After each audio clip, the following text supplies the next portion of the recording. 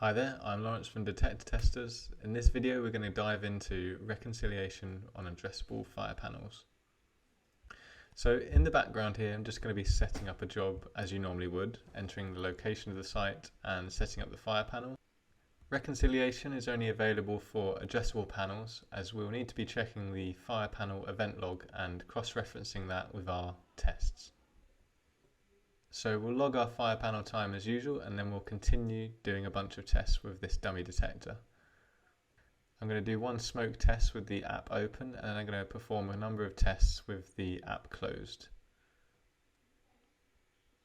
Performing tests with the app closed can be more time efficient, especially when we use the fire panel to enter in the asset details at the end. So let's open up the app. Here we've got some of our asset details we may need to enter. If you've got any failed tests or aborted tests, you'll need to enter in the result and the test note. So I'm just going to quickly do that. Then when we click Finish Floor Walk, we can head through to Reconciliation.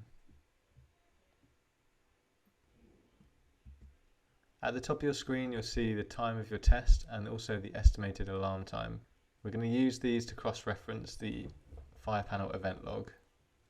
Here's an example fire panel event log. Here we've got the timestamp, we've got the loop address, zone of the asset, and also the type of asset. If you see an event in the fire panel log that matches the corresponding time, you can select Alarm and then reconcile your test. Now that we're at the panel, this also gives us the opportunity to enter any asset details that we may have skipped or missed on our walk. Failed test means that our detector was not activated. Therefore, we should not see an event with a corresponding timestamp in the fire panel event log. Therefore, we can select No Alarm.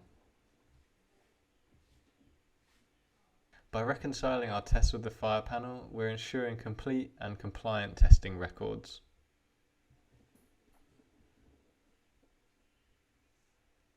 In the summary, we can see a list of all the tests that have been reconciled, and we can go back in and edit if we need to make any changes. Click Continue and head into the job summary where we can complete our job. In this example, we're going to say that we've completed testing for Zone 1. These notes and all of our reconciled tests will appear in the job PDF report.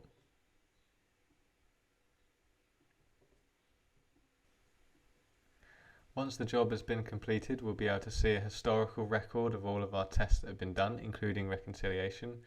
Then finally, we can click on the Send Report icon to share to an email address of our choice.